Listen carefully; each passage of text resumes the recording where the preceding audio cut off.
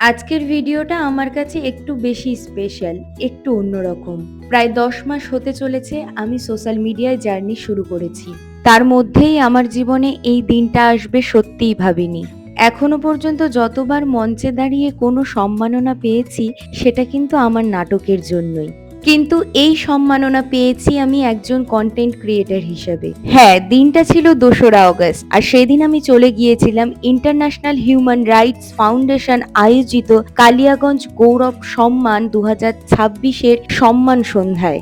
International human rights foundation সম্পর্কে বলতে গেলে তাদের কাজের পরিধি সত্যি প্রশংসনীয়। মানুষের মৌলিক অধিকার, মৌলিক স্বাধীনতা এবং মত প্রকাশের স্বাধীনতা রক্ষা করার পাশাপাশি স্বৈরাচারী শাসনের ক্ষতির বিরুদ্ধে সচেতনতা তৈরি ও লড়াই করার মতো গুরুত্বপূর্ণ কাজের সঙ্গে তারা যুক্ত। শুধু তাই নয়, সমাজের বিভিন্ন স্তরে যেসব মানুষ নানা ধরনের সামাজিক সুবিধা থেকে বঞ্চিত তাদের পাশে দাঁড়ানো। এর পাশাপাশি তারা বিভিন্ন শিক্ষামূলক কর্মসূচি পরিচালনা করে থাকে এবং সামাজিক ও মানবিক ক্ষেত্রেও বিভিন্ন ধরনের কাজ করে থাকে।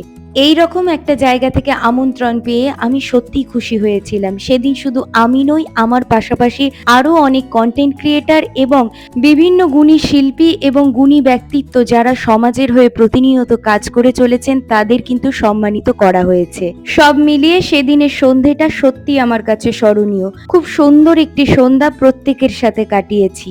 আজকের ভিডিও এই পর্যন্ত। সবাই খুব খুব খুব ভালো থেকো। Thank you so much.